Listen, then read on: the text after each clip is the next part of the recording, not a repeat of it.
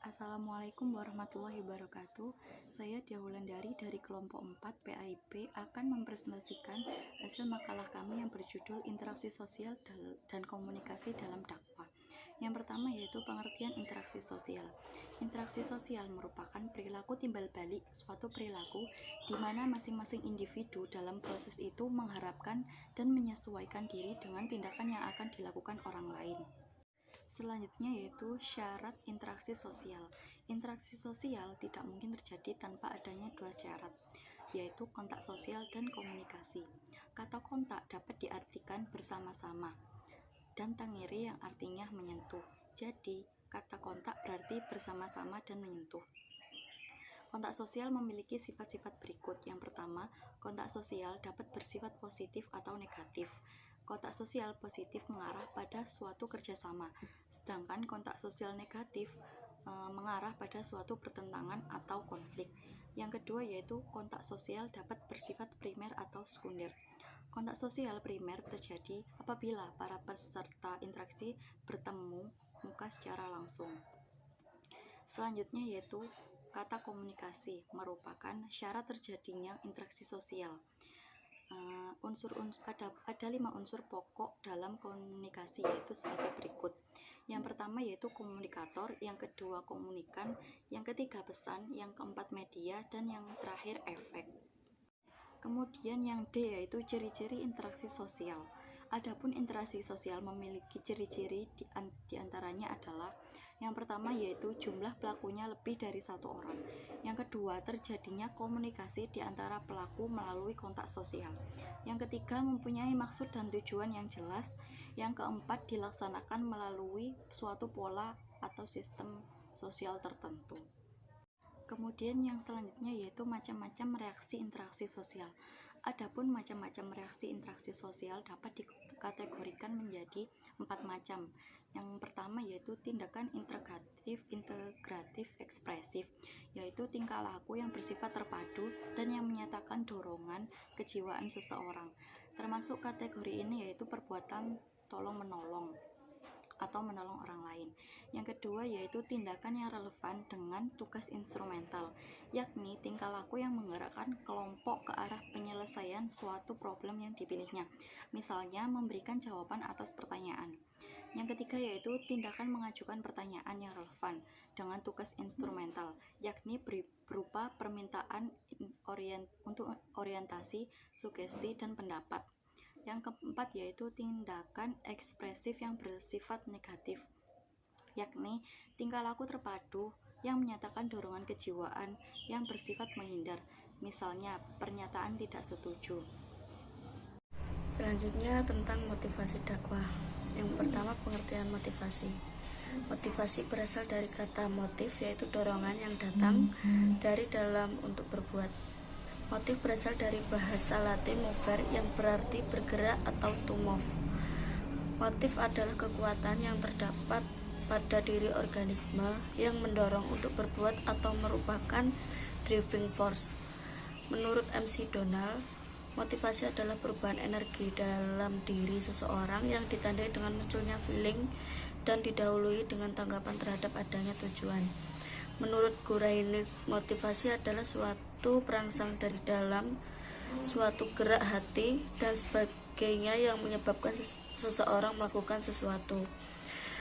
Tujuan motivasi secara umum dapat dikatakan bahwa tujuan motivasi adalah untuk menggerakkan atau menggugah seseorang agar timbul keinginan dan kemauannya untuk melakukan sesuatu sehingga dapat memperoleh hasil atau mencapai tujuan tertentu. Makin jelas tujuan yang diharapkan atau yang dicapai, makin jelas pula bagaimana tindakan motivasi itu dilakukan.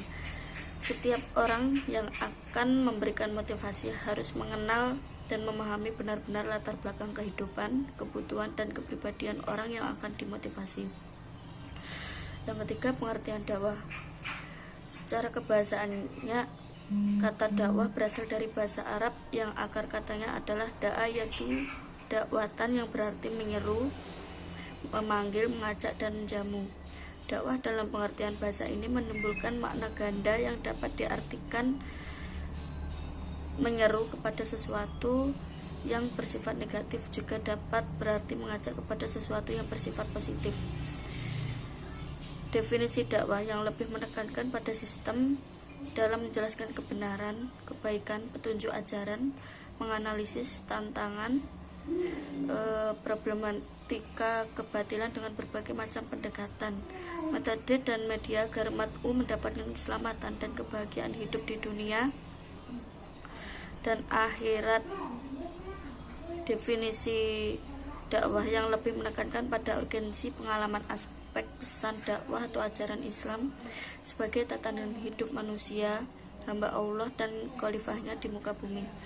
Definisi dakwah yang lebih menekankan pada profesionalisme dakwah, yakni dakwah dipandang sebagai kegiatan yang memerlukan keahlian dan memerlukan penguasaan pengetahuan.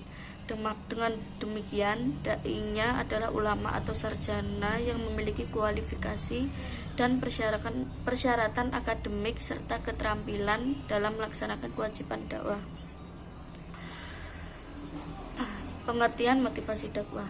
Dari penjelasan tersebut di atas dapat disimpulkan bahwa yang dimaksud dengan motivasi dalam dakwah adalah dorongan dalam diri seseorang dalam usahanya untuk memenuhi keinginan, maksud dan tujuan dalam mengajak manusia dengan cara yang bijaksana kepada jalan yang benar sesuai dengan perintah Allah Subhanahu wa taala untuk kemaslahatan dan kebahagiaan mereka di dunia dan juga di akhirat. Bila mana dalam proses dakwah, jaminan rasa aman dapat direalisasikan. Pembahasan yang selanjutnya yaitu proses penyampaian dakwah. Dalam proses penyampaian dakwah ada beberapa faktor yang menentukan keberhasilan dakwah itu sendiri. Yang pertama ada dai atau orang yang menyampaikan pesan dakwah. Yang kedua yaitu teknik menyampaikan dakwah. Yang ketiga yaitu mat'u atau orang yang menerima pesan dakwah. Tanpa ketiga faktor tersebut, mungkin dalam proses penyampaian dakwah tidak akan berjalan dengan lancar karena ketiga faktor tersebut menentukan keberhasilan dakwah itu sendiri. Dalam proses penyampaian dakwah ada beberapa langkah yang harus dilakukan sebelum berdakwah. Yang pertama ada menentukan topik dakwah. Menentukan topik berdasarkan permasalahan yang sedang terjadi di daerah tersebut. Yang kedua ada menentukan tujuan akhir dari suatu dakwah tersebut. Yang ketiga adalah menentukan medan serta khalayak yang akan menerima pesan dakwah.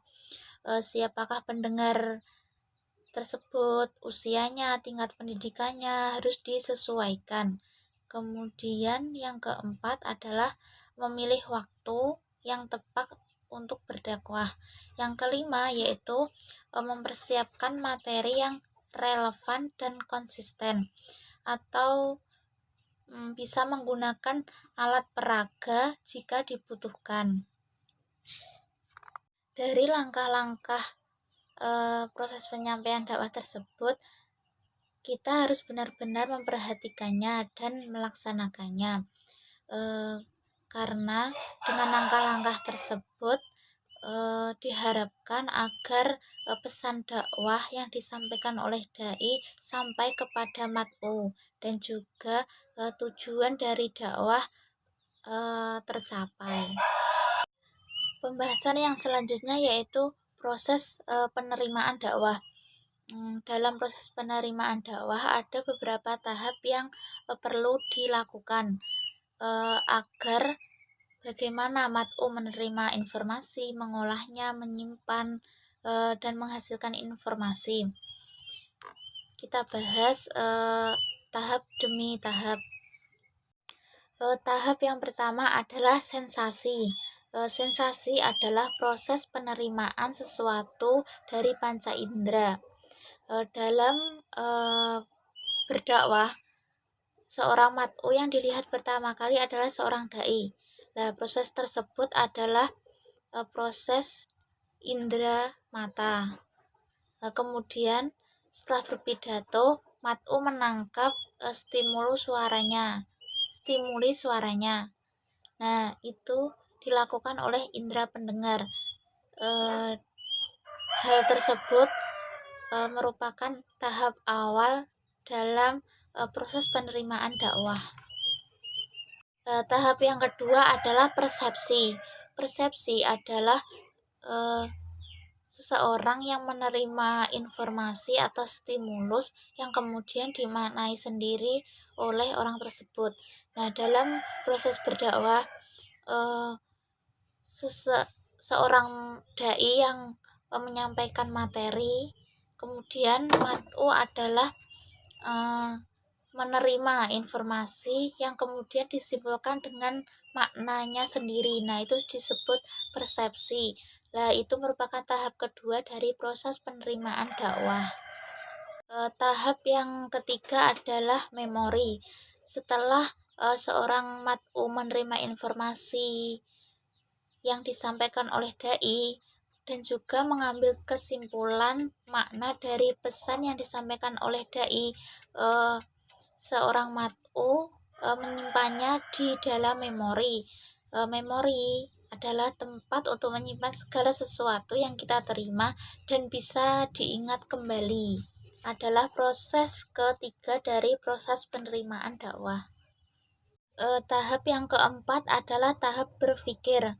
Berpikir adalah proses mengasah otak atau mengembangkan ide atau pikiran menjadi sebuah pengetahuan. Dalam berdakwah, seorang mat'u yang sudah menerima informasi dan pesan-pesan dakwah dari seorang dai bisa mengembangkan pesan tersebut menjadi sebuah pengetahuan untuk dirinya sendiri atau disampaikan kepada orang lain. Itu merupakan tahap terakhir dari proses penerimaan dakwah. Jadi dapat disimpulkan bahwa proses penerimaan dakwah terbagi menjadi 4 tahap. Yang pertama adalah tahap sensasi, yaitu proses penerimaan sesuatu dari panca indera. Yang kedua adalah persepsi, yaitu proses menyimpulkan makna dari materi yang disampaikan oleh dai. Kemudian yang ketiga adalah berpikir, yaitu mengembangkan materi yang sudah disampaikan oleh dai. Yang keempat atau terakhir yaitu memori, menyimpannya di dalam memori. Sekian presentasi dari kelompok kami. Apabila kurang lebihnya mohon maaf. Assalamualaikum warahmatullahi wabarakatuh.